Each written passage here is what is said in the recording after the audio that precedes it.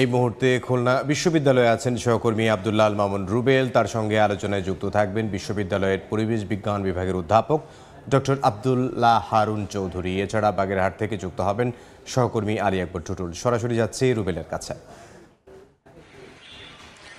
দর্শক, আমরা প্রতিবেদনটিতে যেমনটি দেখছিলাম যে সুন্দরবনের উপর বড় ধরনের হুমকির কারণ হয়ে উঠছে রামপাল তাপবিদ্যুৎ কেন্দ্র। যে কারণটি, যে বিষয়গুলো আসলে কিন্তু এইটি নির্মাণের আগেই নানা রকম গবেষণা থেকে বেরিয়ে এসেছিল, পরিবেশবাদী বিভিন্ন সংগঠন প্রতিবাদ করে এসেছিল।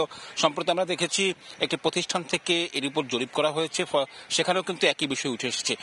এইটির সাথে আসলে শুরু থেকে যারা যুক্ত ছিলেন এই প্রতিবাদের সঙ্গে, তাদের একজন হচ্ছেন খুলনা বিশ্ববিদ্যালয়ের পরিবেশ বিজ্ঞান ডিসিপ্লিনের অধ্যাপক ডক্টর আব্দুল্লাহ হারুন চৌধুরী।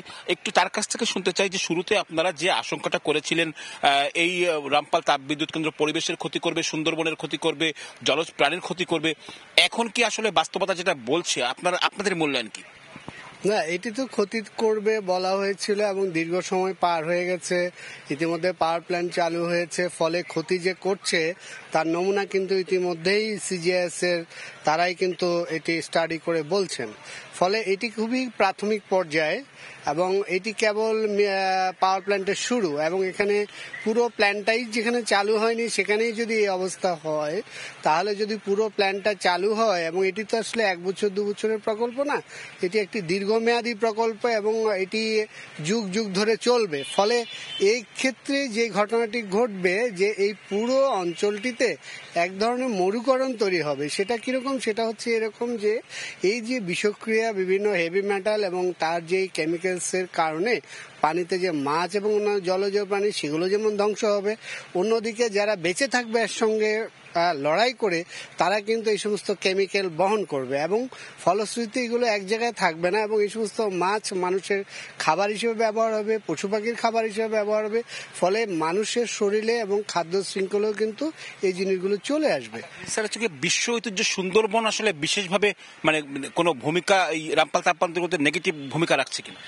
দেখুন, সবচেয়ে বড় কথা যেটি সেটি হচ্ছে যে আপনি এই যে এখন শুরু হয়েছে উত্তর থেকে দক্ষিণ দিকে যে বায়ু প্রবাহ, বিশেষ করে নভেম্বরের মাঝামাঝি থেকে শুরু করে ফেব্রুয়ারি মার্চের মাঝামাঝি পর্যন্ত সাধারণত উত্তর থেকে দক্ষিণে বায়ু প্রবাহ, এই সময় পুরো তার যে ইফ্লুয়েন্ট গুলো, অর্থাৎ তার যে এয়ারে যে সক্স নক্স ছাড়ছে, এগুলো পুরোটাই কিন্তু সুন্দরবনে প্রবেশ করছে। আর সবচেয়ে বড় কথা যেটা, যে সিজিএস এই স্টাডির শুরুতেই যে ডিসপারশন মডেল তৈরি করেছিল, সেখানেও তারা দেখিয়েছে যে 25 কিলোমিটার পর্যন্ত এটি যাবে।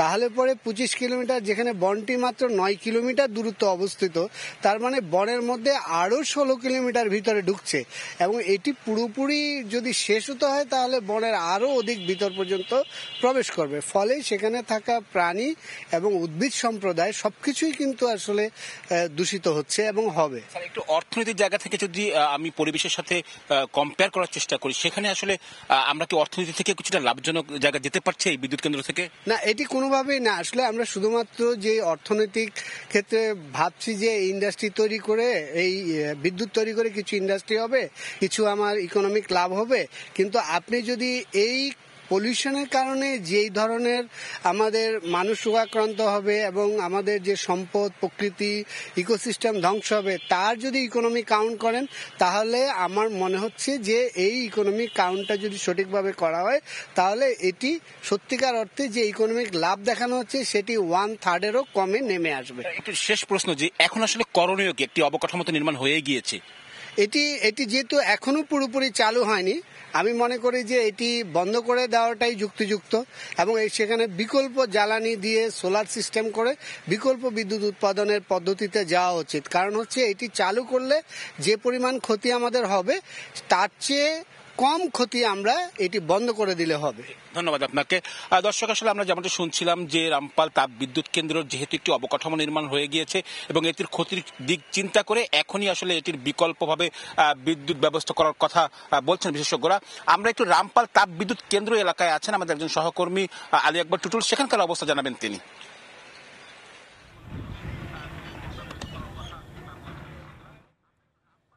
বাগেরহাটের রামপালে যে তাপবিদ্যুৎ কেন্দ্র যে স্থাপন হয়েছে এর মাত্র 14 কিলোমিটারের মাথা হলো সুন্দরবন। আর এই সুন্দরবনকে ঘিরে কিন্তু বিশ্ব ঐতিহ্য সুন্দরবনে আসলে দেশ বিদেশে কিন্তু আসলে খ্যাতি রয়েছে। আর এই সুন্দরবন শুধু পর্যটন নয়, এই উপকূলীয় এলাকার মানুষের জন্য কিন্তু আসলে বড় ধরনের একটা ভূমিকা রয়েছে। আর সেক্ষেত্রে যে তাপবিদ্যুৎ কেন্দ্র যে নির্মাণ হয়েছিল, নির্মাণের আগে কিন্তু নানান রকমের বিদেশিরা, দেশি বিদেশি বিভিন্ন রকমের পরিবেশবিদরা কিন্তু তারা কিন্তু এটাকে প্রতিবাদ করছিলেন। সেই প্রতিবাদ কিন্তু উপেক্ষা করে কিন্তু এখানে তাপবিদ্যুৎ কেন্দ্র স্থাপন করা হয়েছে। স্থাপন করার ফলে যেটা আমরা দেখেছি যে আসলে কয়েক বছরের মধ্যেই মাত্র উৎপাদনে যাওয়ার পরে দেখা গেছে যে আসলে এখানে যে কয়লা রয়েছে সে কয়লা এখানে নির্গত যে পানি এবং দূষিত পানি এবং নদী খালে কিন্তু হচ্ছে, কিন্তু এখানে কিন্তু যেটা রিজার্ভ ট্যাঙ্কে এখানে থাকার কথা ছিল সেটা কিন্তু আসলে পর্যাপ্ত করা হচ্ছে না, যার ফলে কিন্তু প্রভাবটা পড়ছে পরিবেশ এবং প্রতিকূলের উপরে।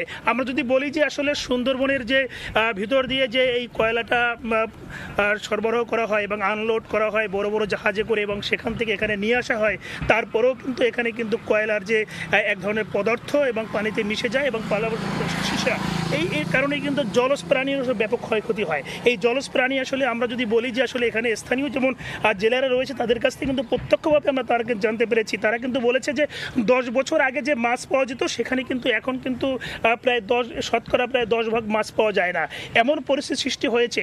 সবচেয়ে বড় একটা গুরুত্বপূর্ণ তথ্য হলো যে আসলে এই যে নির্গত যে ধোঁয়াটা রয়েছে, চমনি যে ধোঁয়া, এই ধোঁয়া থেকে কিন্তু আসলে এই আশেপাশে যে গাছপালা রয়েছে সে গাছপালায় কিন্তু আসলে এক ধরনের আবরণ সৃষ্টি হয় এবং গাছের কিন্তু গ্রোথ যে জায়গাটা রয়েছে সেটা কিন্তু বৃদ্ধি আসলে পায় না, যার ফলে কিন্তু আসলে অনেকটাই কিন্তু জীববৈচিত্র্য এবং গাছপালার কিন্তু ক্ষয়ক্ষতি হয়।